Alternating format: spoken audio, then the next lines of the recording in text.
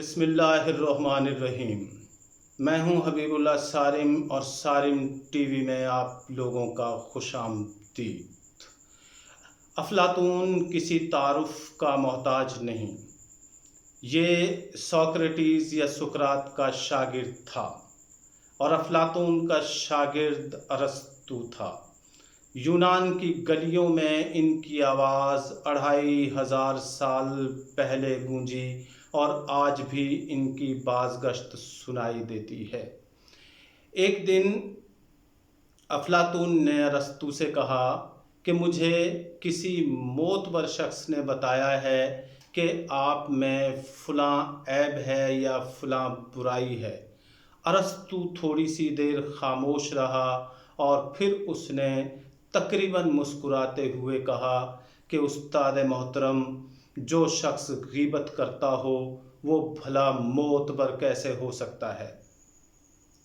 ان باتوں میں بڑی حکمت بھی ہے، دانائی بھی ہے۔ اگر ہم ان باتوں پہ غور کریں تو یہ اندازہ ہمیں ہو جاتا ہے کہ ہماری جتنی لڑائیاں سوسائٹی کے اندر، معاشرے کے اندر ہوتی ہیں یا گھروں میں ہوتی ہیں، وہ اکثر سنی سنائی ہوتی ہیں، چاہے وہ شخص ہمارے پڑوس میں رہتا ہے، چاہے وہ شخص گاؤں میں رہتا ہے، چاہے وہ شخص شہر میں رہتا ہے، حتیٰ کہ آج جدید دور میں بھی جب ایک انسان فون کال کر کے دوسرے سے پوچھ سکتا ہے کہ آپ کے متعلق فلاں نے یہ بات کہی ہے، آیا یہ سچ ہے یا غلط ہے، تو اس کی وضاحت فرما دیجئے۔ ہم کسی سے پوچھنا گوارا نہیں کرتے اور ہم کسی سے لڑنے مارنے کو تیار ہو جاتے ہیں بغیر تحقیق کیے۔ تو اگر یہ ہمارے رویے ایسے ہی رہے تو ہم اپنے آپ کو کیسے آگے بڑھا پائیں گے؟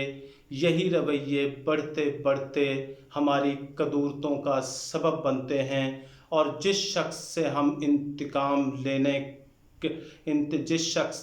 میں انتقام لینے کی طاقت ہو، ہم اس سے انتقام لیتے ہیں محض غیبت کی وجہ سے، محض اس چغلی کی وجہ سے جو کسی نے کسی کے بارے میں کہی ہوتی ہے۔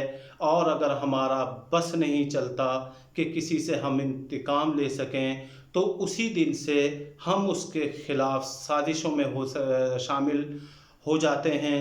اور اگر ہماری حیثیت یہ بھی نہیں کہ ہم کسی کے ساتھ سازش کر سکیں تو اسی دن سے ہم بغیر تحقیق کیے، بغیر کسی بات کے سچ کو جاننے کے، ہم کم از کم دل میں اس کے لیے کدورت رکھتے ہیں، اس کے لیے میل رکھتے ہیں۔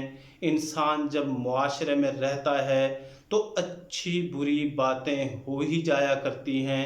بہتر بات تو یہی ہے کہ اس کو آگے تک نہ پہنچایا جائے، ایک فرد واحد اس کو اپنے دل میں رکھے۔ اگر وہ کسی کے سامنے اس کا اظہار بھی کر دے تو اس کی ڈیوٹی بنتی ہے کہ کسی کا دل خراب نہ ہو، وہ اس بات کو آگے تک نہ پہنچائے۔ اگر کسی تک یہ بات پہنچ بھی جاتی ہے تو پھر اس کی وہ تحقیق اس شخص سے کر لے کہ جس کے متعلق یہ بات منسوب کر دی گئی ہے کہ فلاں نے آپ کے متعلق یہ بات کہی ہے، تو کیوں نہ ایک فون کال کر کے بات کلیئر کر لی جائے۔ جب بات کلیئر اور واضح ہو جائے تو پھر دلوں میں کدورتیں پیدا نہیں ہوتی، دلوں کے غبار چھٹنے لگتے ہیں اور معاشرے میں ایک بہتری نمودار ہوتی ہے اور معاشرے میں ایک اچھائی جنم لیتی ہے۔ اگر ہم اچھائی کو فروغ دینے کی کوشش کرتے ہیں تو پھر یہ بدگمانی کیوں، جبکہ ہمارے پاس حق جاننے کے ذرائع موجود ہیں۔ اگر ہم نے معاشرے میں کوئی نیکی پھیلانی ہے تو ہم اس سے نیکی کی ترغیب کیسے دے سکتے ہیں جس کے متعلق ہمارا دل پہلے ہی بدگمانی سے بھرا ہوا ہے، یا جس کے متعلق ہماری سوچ یہ ہے کہ یہ ہمارے متعلق بری رائے رکھتا ہے۔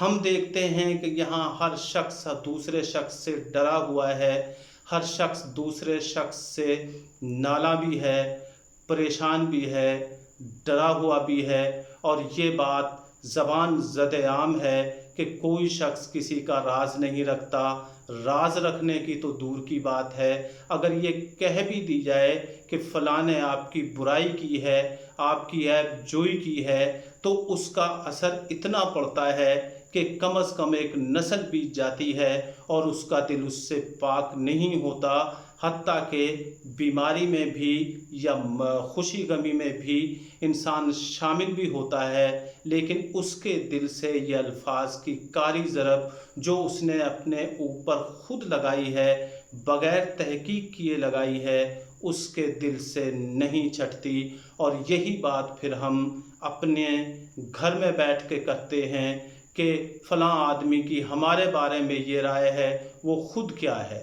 پھر ہم اپنے آپ کو صحیح ثابت کرنے کے لیے یا فلاں اپنے آپ کو کریکٹ کرنے کے لیے ہم دوسرے کو برا ثابت کرنا شروع کر دیتے ہیں، اور یوں ایک نفرتوں کا الاؤ، ایک نفرتوں کا دھواں چاروں طرف پھیلنے لگتا ہے۔ تو پھر ایسے میں محبت کے پھول کیسے کھلیں؟ ایسے میں پھر نیکی کا جذبہ کیسے بیدار ہو؟ ایسے میں ہم ایک دوسرے کے کیسے قریب آئیں؟ آئیے، اگر ہم سے کوئی بات ایسی ہو جائے یا ہم تک کوئی کسی کی بات پہنچ جائے تو ہم اس کو ذرا واضح کر لیں، اس کو ہم ذرا کلیئر کر لیں، تاکہ ہم امن سے جی سکیں، امن سے رہ سکیں۔ السلام علیکم۔